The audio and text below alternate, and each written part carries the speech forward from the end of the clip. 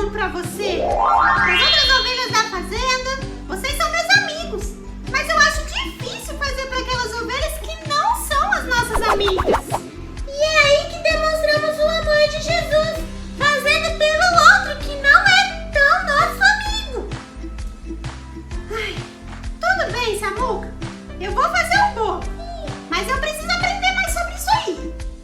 Não tem problema, minha amiga. Vamos nos ajudar nisso. E você vai ver, vai se sentir alegre em servir as ovelhas vizinhas. Pode ter certeza. Seu coração vai ficar cheio de alegria. Bom, então vamos começar. Você pega os ovos pra mim? Eu vou lá pegar um pouco de leite. Claro, minha amiga. Eu te encontro na cozinha. Chegando na 8ª mensagem da nossa série Uns aos Outros, e como nós temos falado desde a primeira semana dessa série, o nosso objetivo com esse estudo é reorientar, reajustar o nosso olhar em relação à importância que nós damos para nossa família da fé. A igreja é a nossa família da fé. O nosso objetivo principal é fazer com que nós possamos perceber, se no final dessa série você tiver um entendimento que é impossível você chegar à maturidade da fé sem a vida da igreja, você já entendeu boa parte dessa série. É impossível você alcançar a maturidade espiritual sem uma vida em comunidade. Nós temos falado, não existe cristianismo solitário. Cristianismo não é uma religião, não caminha junto com uma vida solitária. E nós temos implicações práticas de como nós devemos viver à luz do Evangelho, esse relacionamento dentro da igreja. Nós temos falado sobre isso. E hoje eu gostaria de te convidar a abrir a sua Bíblia comigo na carta de Paulo aos Gálatas, no capítulo 5. Nós leremos do verso 13 ao verso 15, onde nós veremos que Paulo ele dá uma nítida instrução para os Gálatas, quando ele fala, sirvam uns aos outros. Nós leremos esse texto. Então, abra sua Bíblia, Gálatas, capítulo 5, versículo 13 a 15.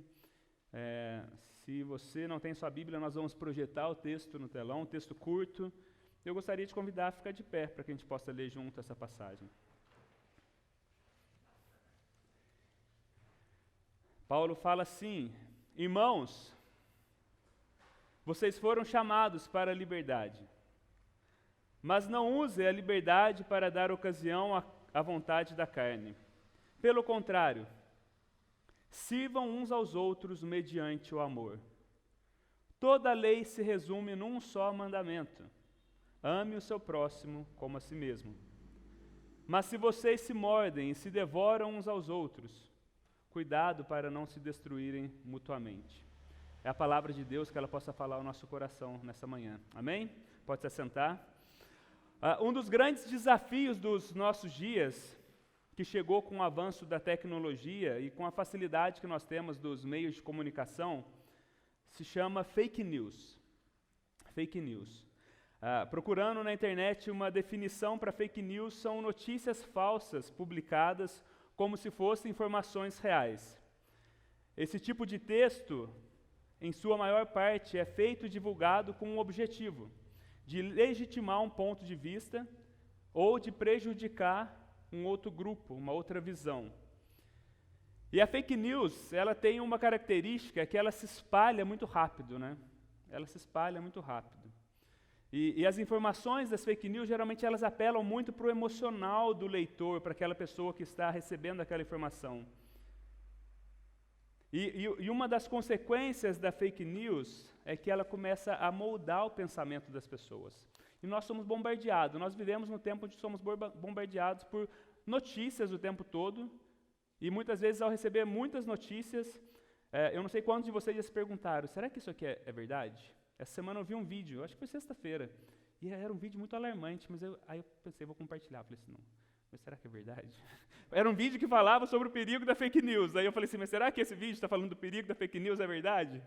Aí você fica se perguntando, o que é verdade, né? Até que ponto aquela informação que parecia de uma pessoa relevante, importante, o que ele falava, era uma afirmação muito contundente. Eu falei, como isso eu compartilhar isso não for verdade? Eu não sei se é verdade. Então a gente vive nesse tempo das fake news, né? Que você fica sempre se perguntando, será que isso é verdade ou não? E por que eu estou falando disso? Porque na igreja de Gálatas estava acontecendo algo semelhante. Havia um grupo que tinha certa influência dentro da igreja e que estava ensinando o que a gente poderia chamar, talvez, de fake news. Era uma mensagem bem diferente da boa notícia que o apóstolo Paulo tinha apresentado àquela igreja, quando ele plantou aquela igreja. E essa carta, ela foi escrita por Paulo com o objetivo principal de combater essa fake news, esse ensino desse grupo. Esse grupo era chamado de judaizantes. Os judaizantes eram homens vindos da tradição judaica, que se converteram, alguns deles, ao cristianismo. E esses homens, eles pregavam que as pessoas que vinham de outras religiões, que estavam se convertendo, as pessoas que chegaram ali na igreja de Gálatas, na Galácia, e que eram de outras religiões, agora, para se tornarem cristãos, eles tinham que cumprir uma série de exigências. Eles tinham que guardar toda a lei dada por Moisés, a lei do Antigo Testamento. Eles tinham que observar as festas, as festividades judaicas. Eles tinham que comer assim a dieta dos judeus, come isso, não come aquilo. E eles exigiam algo que deixou Paulo muito bravo. Eles falavam que os homens daquela igreja, os homens que não eram cristãos antes, que não eram judeus, que se converteram, que vinham das religiões pagãs, eles tinham que ser circuncidados. Um costume dos hebreus, um costume dado por Deus para o povo hebreu como um sinal da aliança com o povo. E eles insistiam que a obediência dessas coisas, da circuncisão, das festas, da comida, que tudo isso era essencial para que eles fossem salvos. E nessa carta, quando Paulo escreve a carta de Gálatas, ele defende a doutrina da justificação pela fé, que o homem, ele é salvo somente pela fé, pela obra de Cristo. E ele faz advertências contra a reversão ao judaísmo. Ele combate a fake news, as falsas notícias, os falsos ensinamentos, com a boa notícia, o Evangelho. E o seu principal argumento é que eles agora são livres pelo Evangelho. Vocês são livres. Ele fala, vocês são livres. Não se deixem escravizar novamente. Paulo sabe o quão perigoso é esse ensino. E ele sabe que se eles começarem essas práticas da obra para serem salvos, ele fala, vocês vão se tornar novamente escravos. Preste atenção, novamente escravos. Os cristãos, como nós falamos, de Gálatas, eles eram pagãos, eles adoravam outros deuses, eram idólatras, viviam na escravidão do pecado, do medo. Paulo fala, vocês eram escravos antes, na forma como vocês viviam. Vocês foram salvos pelo Evangelho, mas agora se vocês começarem a observar as leis e tentar ser salvo pela lei, o que Paulo está falando, vocês vão se tornar escravos novamente. Paulo está colocando no mesmo patamar a vida de uma pessoa pagã, de uma pessoa que idolatra outros deuses, assim como aquela pessoa que estava ali dentro da igreja tentando se salvar por obras, por obediência às leis. Paulo está falando que na prática é a mesma coisa, vai gerar escravidão. A pessoa que vive do jeito que quer, longe de Deus, é a pessoa que está dentro da igreja, observando todas as leis, achando que ela vai ser salva pelo cumprimento da lei. Paulo está falando, é a mesma coisa. Vocês vão se tornar escravos do mesmo jeito. Vocês experimentarão uma vida, Paulo está falando, cheia de ansiedade, de culpa, uma vida pesada. Vão viver da mesma forma como vocês viviam sem Cristo. E Paulo fala nos versículos antes, vocês caíram da graça. Vocês estão passando da mensagem do Evangelho, vocês esqueceram do Evangelho que eu ensinei a vocês. E, meus irmãos, é interessante nós notarmos que esse tipo de ensinamento, ele continua acontecendo muitas vezes até hoje dentro das nossas igrejas. É mais comum do que a gente pensa. Mais comum do que a gente pensa. Muitos pastores, muitas igrejas acham radical demais pregar as doutrinas da graça. Eu já ouvi de pastores falando, eu não prego doutrina da graça, porque senão as pessoas vão fazer o que elas querem. E aí muitos pastores, com medo de ensinar a doutrina da justificação pela fé somente, eles sentem a necessidade de diminuir o impacto das afirmações radicais do Evangelho. O que muitas igrejas e pastores fazem? Eles começam a colocar costumes de homens. Você é salvo pela graça, mas você tem que fazer isso também. Coloca certas práticas que muitas vezes parecem espirituais, mas que roubam o poder da liberdade, da obediência que somente o Evangelho de Jesus pode trazer. Em se tratando de salvação, guarde essa equação. Quando eu escrevi isso, eu falei assim, nossa, até rimou, né?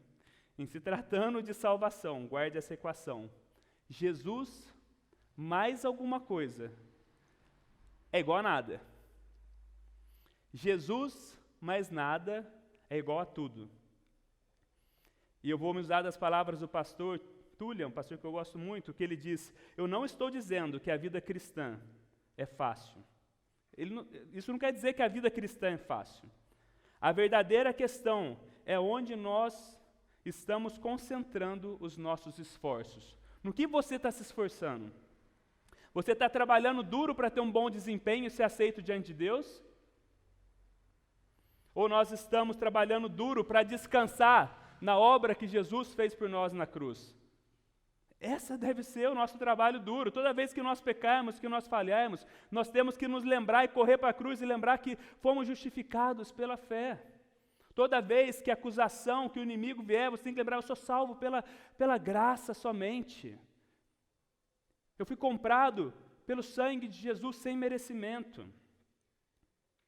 E Paulo, ele é tão incisivo ao combater a investida desses falsos mestres, ele fica tão irado, que no versículo 12 desse texto, ele chega a mencionar o seguinte, olha, vocês que estão pregando a circuncisão, seria bom se vocês se castrassem. Por que Paulo fica tão irado? A gente se pergunta isso, porque Paulo, ele mostrava-se geralmente tão tolerante, né? Tão manso. Por que ele demonstrou tanto rigor nessa ocasião? Porque Paulo não estava disposto a permitir que o sacrifício feito por Cristo na cruz fosse posto em pé de igualdade a antigos ritos cerimoniais. Inserir qualquer acessório à religião cristã significaria afirmar a insuficiência da crucificação do Filho de Deus e a ineficácia do sangue de Cristo para nos purificar de todo pecado. Aqueles homens ensinar que eles tinham que fazer alguma coisa a mais, eles estavam rebaixando toda a obra de Cristo e falando, ok, a obra de Cristo é importante, mas você precisa fazer isso também para ser salvo. E Paulo fala, não, isso não é a mensagem que eu ensinei para vocês. Isso não é graça, isso é obras. E aí a gente tem que se perguntar, o que nós colocamos na nossa vida, que muitas vezes se tornam como acessórios para a nossa salvação. Pequenas práticas, que quando nós não fazemos, nós sentimos que nós não somos aceitos diante de Deus. Muitas vezes nós fazemos isso constantemente. Coisas que parecem espirituais, mas que roubam o poder do Evangelho, da glória do Evangelho de Cristo. Agora, Paulo também faz um outro alerta aos Gálatas, sobre o perigo da licenciosidade. Ou seja, o perigo de usar a liberdade que eles tinham em Cristo, essa liberdade que Paulo fala, vocês são livres, vocês foram comprados, vocês não precisam fazer nada para ser salvos. Agora Paulo fala, não usem essa liberdade que vocês têm em Cristo para dar lugar à carne.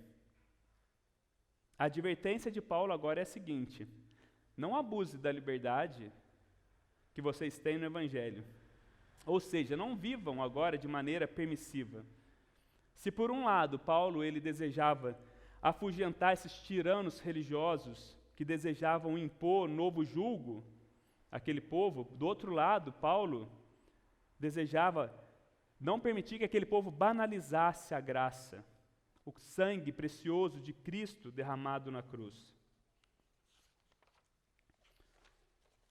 Os gentios, como nós falamos, aquele povo que foi comprado, pode ser que eles estavam desejosos de voltar a algumas práticas, dar vazões a seus impulsos e pecados herdados nas tradições que eles viviam. E talvez eles pensassem assim, então quer dizer que eu sou salvo pela graça? Paulo está falando, eu sou salvo pela graça, porque esse é o tema da carta de Gálatas. Então, se eu sou salvo pela graça somente, eu não tenho que fazer nada, talvez alguns ali iam pensar assim, então eu vou viver do jeito que eu quero. Se eu não posso fazer nada para acrescentar nada à salvação, Então eu vou voltar às velhas práticas. Eu vou viver do jeito que eu vivia antes. É graça. Paulo também combate esse tipo de raciocínio. Em sua carta aos Romanos, Paulo, quando ele está falando de graça, de lei, de pecado, ele fala, olha, onde abundou o pecado, superabundou a graça. Paulo está falando da graça de Deus. E aí Paulo tem a mesma preocupação. Ele fala assim, que diremos, pois, com os romanos? Permaneceremos no pecado para que a graça seja ainda maior? Então eu vou pecar mais para que a graça de Deus seja ainda mais abundante na minha vida? Paulo falando com os romanos, ele fala assim, de maneira nenhuma. Como nós que morremos para o pecado, continuaremos a viver no pecado? Não podemos viver dessa forma. Paulo sabe que falar sobre assuntos como liberdade, ele sabia que poderia ser muito enganoso para aquelas pessoas. Ele tem consciência que ao falar em ser livres do peso da lei, talvez naquele mesmo momento muitas pessoas poderiam falar. E é o que a gente vê hoje, né? Então eu vou fazer o que eu quero. Então eu vou viver da maneira que eu quero. Eu vou colocar os meus padrões de comportamento. Mas o Evangelho não nos liberta para pecar. O Evangelho nos liberta do pecado. Eu me lembro de quando nós estávamos começando a plantação da Igreja do Redentor no Rio de Janeiro, e logo no primeiro ano chegou um grupo de mais ou menos 12 jovens de uma outra igreja. E essa igreja, eles falavam que era uma igreja extremamente legalista, com muito julgo, com muito, você tem que fazer isso, você tem que se vestir dessa forma, você tem que se comportar dessa forma, você não pode fazer isso.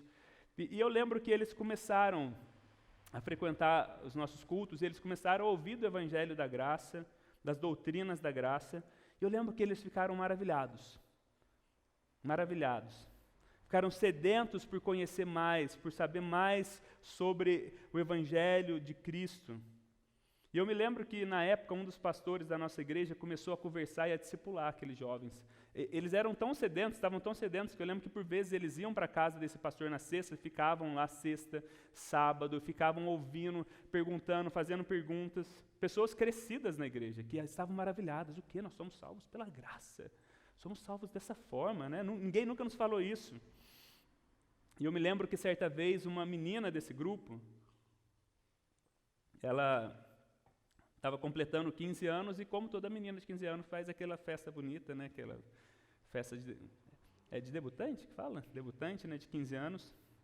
Fez uma festa bacana, chamou o pessoal da igreja, e aquele grupo estava lá. E naquela festa, eu lembro que um dos meninos chegou para esse pastor e falou assim, pastor, ele falou, sim, pastor, é pecado beber? O pastor falou assim, não, a Bíblia não fala que é pecado beber. É pecado você se embriagar. Mas o pastor não percebeu a sutileza da pergunta que estava por trás, né? É pecado beber? Não, não é pecado beber, né? E falou dessa forma, e o que aconteceu naquela noite é que alguns daqueles jovens se embriagaram naquela festa. Eles ainda estavam, claro, conhecendo todas as implicações da liberdade que eles tinham, mas eles não haviam entendido a liberdade que eles tinham em Cristo. Eles foram libertos da escravidão da religião, mas eles não foram libertos para que eles pudessem agora pecar. E nós tivemos que sentar com eles e explicar, olha, o que vocês fizeram é errado. Cristo não liberta vocês para que vocês vivam uma vida de pecado, mas Cristo liberta vocês da amarra da religião para que vocês possam ser livres. E agora vocês têm a liberdade de escolher não pecar para agradar ao Senhor. E aqui uma outra aplicação, que cada um deve examinar a si mesmo. Eu te convido a fazer essa autoanálise. Nós somos uma igreja que prega as doutrinas da graça. E toda igreja deve pregar as doutrinas da graça, porque está na Bíblia. Agora, uma pergunta. A mensagem de que Deus o salvou graciosamente em Cristo, o entendimento dessa verdade, tem gerado frutos de santidade na sua vida? Desde quando você tem ouvido dessa mensagem, as suas vontades, as suas paixões, elas não te comandam mais? Você vê o Espírito Santo crescendo na sua vida, o fruto do Espírito Santo crescendo na sua vida, e a sua carne cada vez mais diminuindo? Você não vive mais como alguém que é escravizado do pecado. Você tem frutos que glorificam a Deus. Os frutos e as boas obras não nos salvam, nós já falamos disso hoje, mas eles são evidências da obra graciosa de salvação em nossa vida. Uma vez que nós entendemos quem Cristo é e o que Ele fez por nós, uma pessoa que entende quem Cristo é, a obra graciosa que Ele fez, é natural que essa pessoa vai se perguntar: como eu posso viver para agradar essa pessoa, esse Senhor que se entregou por mim naquela cruz? Como, Senhor, como eu devo viver agora para obedecer ao Senhor, uma vez que eu fui salvo pela graça, uma vez que eu fui salvo por essa obra maravilhosa, sem mérito nenhum, como eu devo viver? É impossível que uma pessoa que entendeu isso não faça essa pergunta. O que eu devo fazer para te agradar? E a resposta será: olhe para a vontade de Deus, expressa na lei. Aí você pergunta, talvez você esteja perguntando, mas está contraditório. Você falou que a gente não é salvo pela lei, agora você está falando que para a gente agradar ao Senhor, a gente deve olhar para a lei. O Evangelho de Cristo, ele nos liberta da lei para cumprir a lei. Ele nos liberta de uma motivação de obedecer à lei para ser aceito diante de Deus. Agora nós obedecemos à lei como resposta ao amor que nós recebemos de Cristo. O Evangelho acaba com a nossa velha obediência à lei sem amor. Sabe aquela pessoa que obedece por medo? Que está na igreja, que está ali cativa, que você vê que é escrava da obediência de leis para se sentir aceita, motivada talvez por orgulho, por egoísmo. O Evangelho nos liberta disso. E ele nos motiva a obedecer à lei por amor ao que foi dado por nós, essa obra graciosa de Cristo. Então, Paulo, ele continua no texto dizendo: olha, a liberdade que vocês ganharam em Cristo tem uma finalidade. Tem uma finalidade. E aí você pode ler comigo. Irmãos, vocês foram chamados para a liberdade, mas não use a liberdade para dar ocasião à vontade da carne. Aí Paulo fala, ao contrário. Talvez quando você pensa assim, o que Paulo vai falar? Não use a liberdade para dar ocasião à vontade da carne. Ao contrário, talvez você pensaria, ao contrário, então façam o que é certo. Ao contrário, então não satisfaçam a sua carne. Mas veja o que Paulo fala, ao contrário, sirvam uns aos outros mediante o amor. A palavra que quando Paulo ele fala que sirvam uns aos outros, a palavra sirvam, ela seria melhor entendida no original, Paulo está falando, escravizem-se uns aos outros.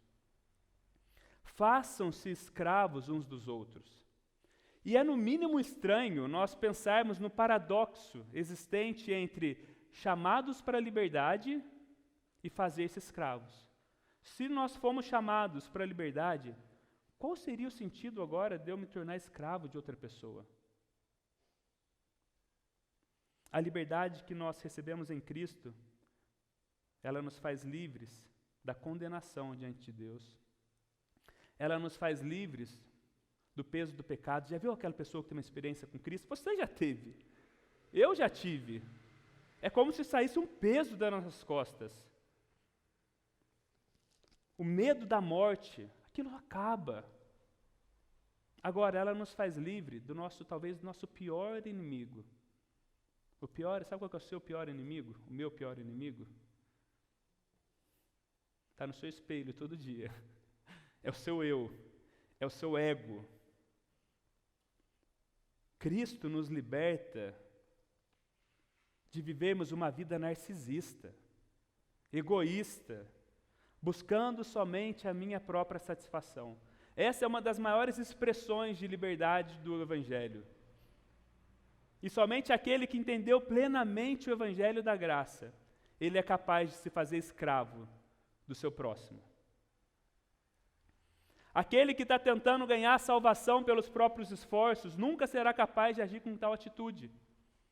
Ele está ocupado demais tentando agradar a Deus na força do seu braço. O fardo nas suas costas está muito pesado para que ele possa olhar para o seu irmão e falar assim: eu vou me escravizar a ele. Ele já é escravo da lei. Veja os fariseus.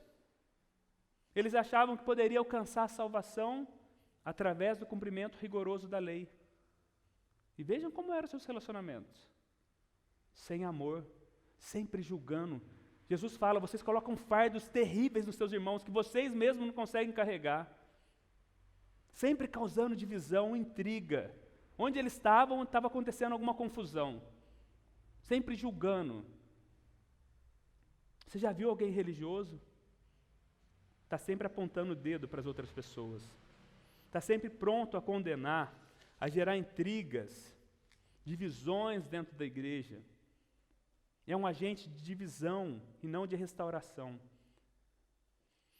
A pessoa mais perigosa para a vida da igreja é a pessoa religiosa. A pessoa que se justifica por obras. É a pessoa mais perigosa para dentro da igreja. Não é a pessoa que talvez vive longe do Senhor. É a pessoa que vive na justiça própria. Os nossos esforços em agradar a Deus na própria força, eles sempre resultam em comportamentos pecaminosos. O religioso, ele não consegue se tornar escravo do seu próximo, porque ele já é escravo. Por outro lado, a figura do libertino, aquele que abusa da liberdade, ele não consegue amar o próximo como Cristo. Ele não consegue também se fazer escravo do seu próximo, se fazer menor, porque ele está preso no emaranhado de pecados, buscando satisfazer a sua carne. Ele não vive segundo a lei do amor de Cristo, mas ele vive segundo as suas próprias leis. Logo, nós podemos afirmar que a única pessoa capaz de amar o próximo como a si mesmo, como Paulo fala, o único capaz de se fazer escravo do seu próximo, de se fazer menor do que o seu próximo, é aquele que entendeu e que vive sobre a mensagem do Evangelho. É aquele que não está mais buscando uma posição diante dos homens, porque ele já sabe que foi aceito pela graça diante de Deus. É aquele que não vive mais se justificando, porque ele sabe que já foi justificado.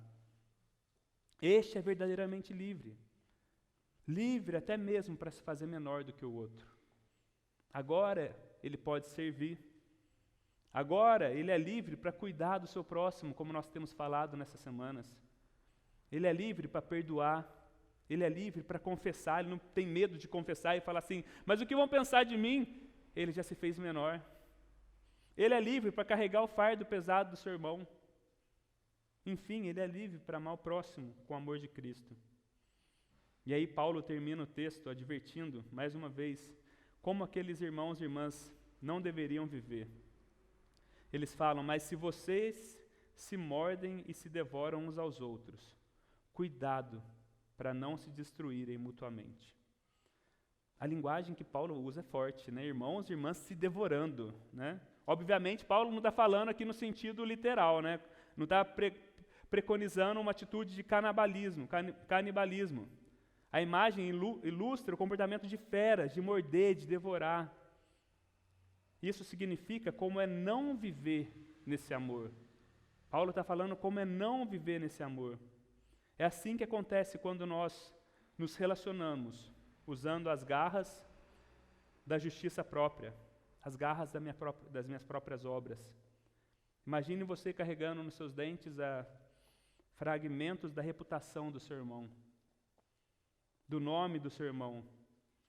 Tudo isso porque você não consegue se relacionar com ele por amor, porque você tem necessidade de defender o seu ponto de vista até o final, você tem necessidade de se posicionar, de ser maior. E era isso que estava acontecendo na igreja em Gálatas. Uns queriam ser aceitos pela lei, outros queriam viver de maneiras mais libertinas, voltando às velhas práticas. Então imagina ali cada um querendo fazer a sua vontade prevalecer, esquecendo-se que todos foram libertos e aceitos por Cristo. E que eles deveriam viver agora na lei do amor, amando e servindo uns aos outros. Para concluir, preste atenção, o legalista, e o licencioso, eles no final das contas são duas formas de viver focalizadas no eu. Mas o Evangelho nos liberta para viver para a glória de Deus. O Evangelho me liberta para servir, para me fazer menor do que o meu irmão. Porque foi assim que Cristo fez quando Ele veio à Terra.